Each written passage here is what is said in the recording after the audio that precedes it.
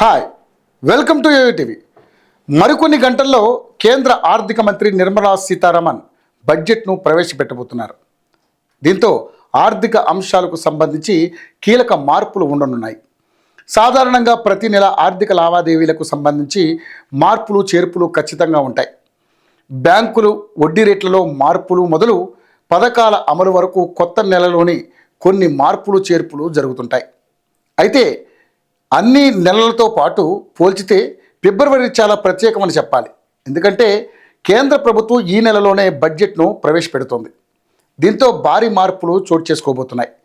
దేశవ్యాప్తంగా ఎల్పిజి ధరలు ప్రతి నెల 1న మారుతుంటాయి. చమురు మార్కెటింగ్ కంపెనీలు సవరించిన ధరలను విడుదల చేశాయి. అయితే ఫిబ్రవరి 1న బడ్జెట్ రోజున ఎల్పిజి ధరల అప్డేట్ ఉండడంతో ధర పెరుగుతుందా లేదా తగ్గుతుందా అనే ఆసక్తి సామాన్యులలో నెలకొంది. కాగా జనవరిలో 19 కిలోల వాణిజ్య సిలిండర్ ధర తగ్గించింది.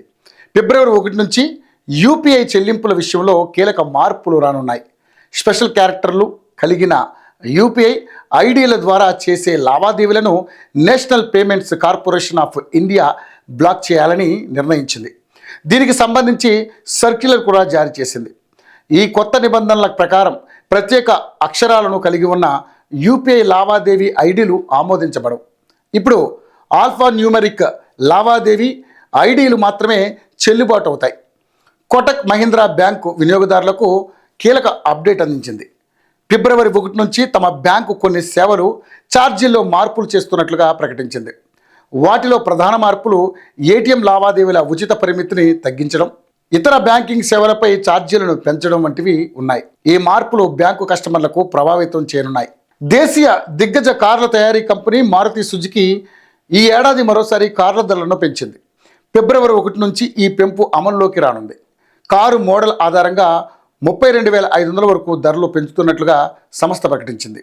పెరుగుతున్న ఖర్చుల దృష్ట్యా ఈ ధరలను పెంచుతున్నట్లుగా తెలిపింది. ఇక ఈ మార్పు కారణంగా ధరలు పెరిగిన వాటిల్లో Alto K10, Espresso, Celerio, WagonR, Swift Dzire, Brezza, Ertiga, Ignis, Baleno, Ciaz, XL6, Fronx, ఇన్విట్కో, జిమ్మీ, గ్రాండ్ విటారా కార్లు ఉన్నాయి.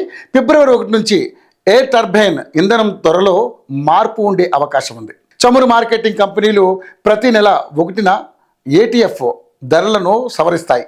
ఈసారి ధరలు పెరిగితే అది విమాన ప్రయాణికులపై ప్రత్యక్ష ప్రభావం చూపుతుంది.